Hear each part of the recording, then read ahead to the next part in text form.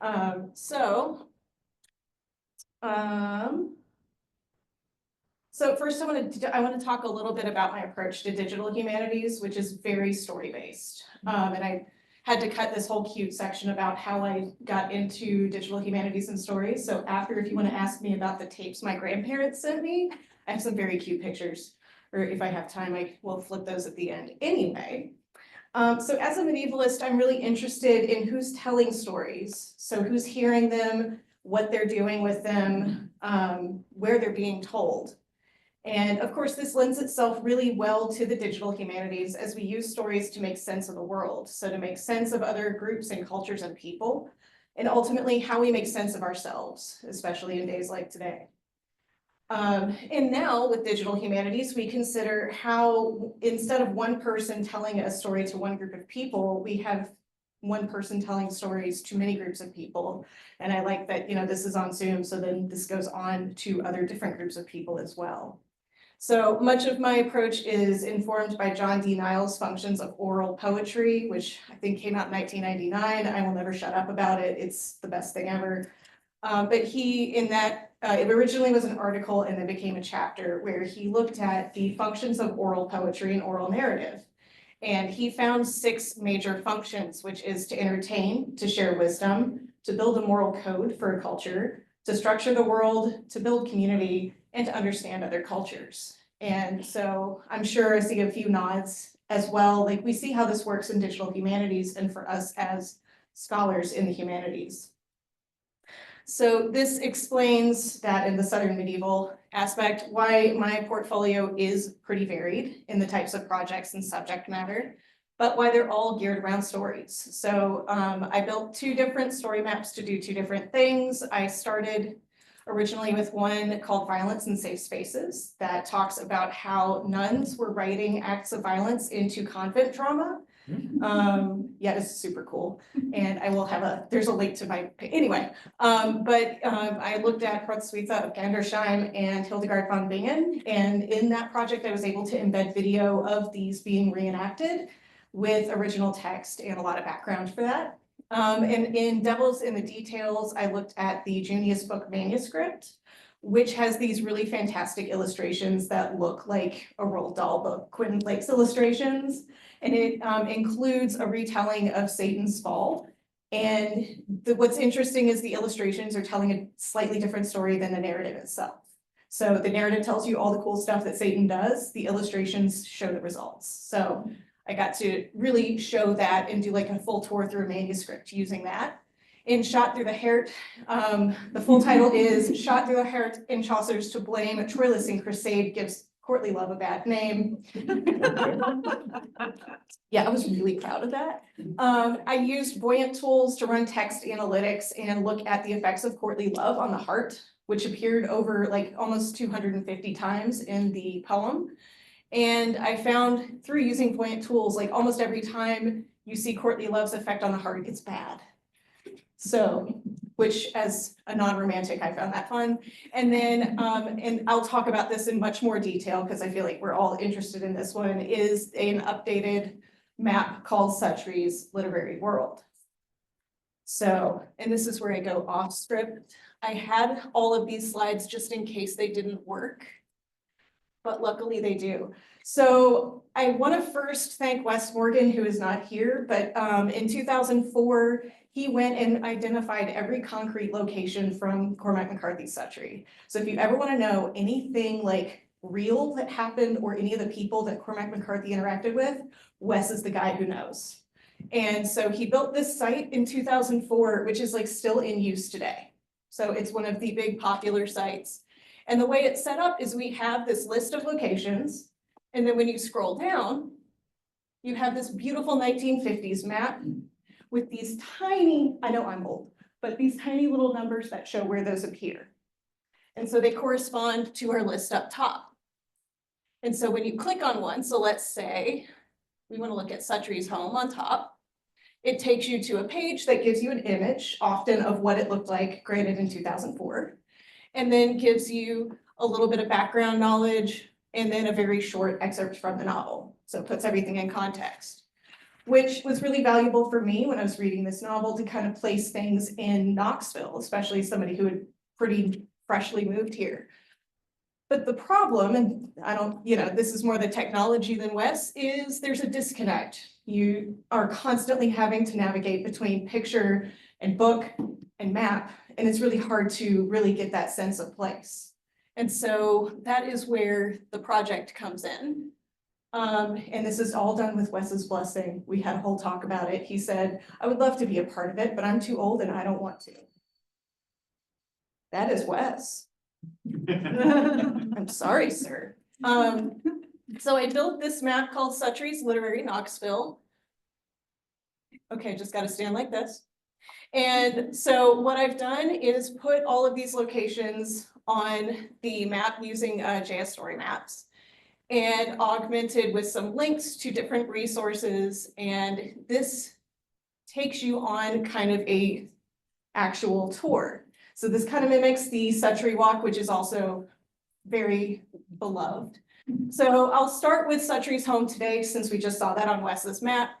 So I went around Knoxville and took a bunch of pictures so we could see what they look like in 2025. How are we there already?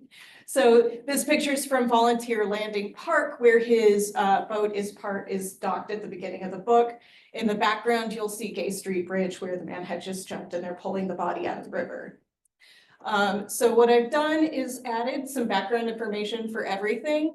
And then for a few, I also add video, so you can really get a sense of place. So this is standing from that spot where that picture is, and it pans all the way around so we can see what that experience is like.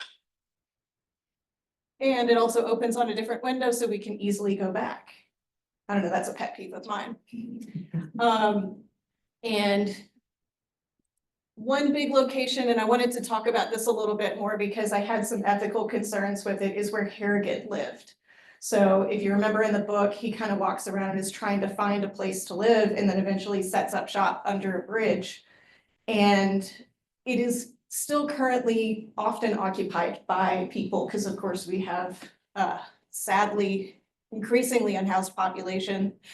And on the last few times we did the Suttrie Walk, there were people down there, and I really did not want to encourage more people going down there. So originally I was not going to include this location in the map because I did not want to make that publicly available, but and I'll read this aloud. Many of Knoxville's unhoused population continue to use this space. So out of respect for them and safety for everyone, I have obscured the exact location and encourage visitors to grant its inhabitants the privacy they deserve. And so, I'll come out here. So I've got it over here. That's not where it is. Don't go there. Right next to Blunt Mansion. But again, I have a short video that just kind of pans around so you can see that location, because I did manage to catch it alone at one point. And I will note, you can see here, he's got a great view of the river that I feel like people are just paying thousands for today. So this takes you through all of these locations, like I said, in order of kind of how you would walk. So, and all of them have extended excerpts from the book and pictures of what these places look like today. And I'm kind of rushing through because I want to show you one example. Yeah, it took me forever to figure out that the old Walgreens is not a sushi bar, by the way. And I freaked out some people just like walking around.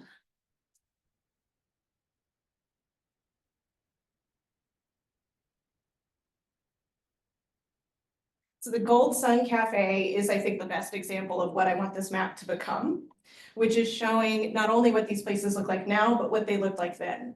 So of course, Gold Sun, when Wes went through, it was empty. And so it clearly had been closed for quite some time, but there were still Gold Sun signs on the windows, and that was in 2004. And today, of course, it's now Ruby Sunshine. Great brunch if you haven't been. And I really, for a while, I considered just using Wes's picture with his permission so people could still see the sign, but then I thought that's not a really good representation of Knoxville today, and that's kind of the point. So what I did was I included a picture, but then was able to find an archived picture. And so originally this was under the Market House. So that was in 1960 when the Market House was being taken down, but you can see Gold Sun still open. And I will say, like, there's a ton of people around, so like it was still doing good. And so like there's closer to the market square that like Suttrie's walking through. And like for me, that helped put things in so much better perspective. And another couple of cool things is when I got on Google, I was looking at sources through the archives. And if it doesn't load, I do have this on a slide.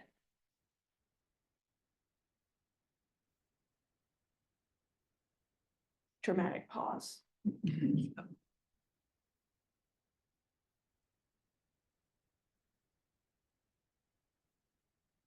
Every time I start to navigate away. So the McClung Library has original scans of some menus. So you can actually see what those looked like and what I thought, and I'll bring it back to the PowerPoint because this makes it look really cool.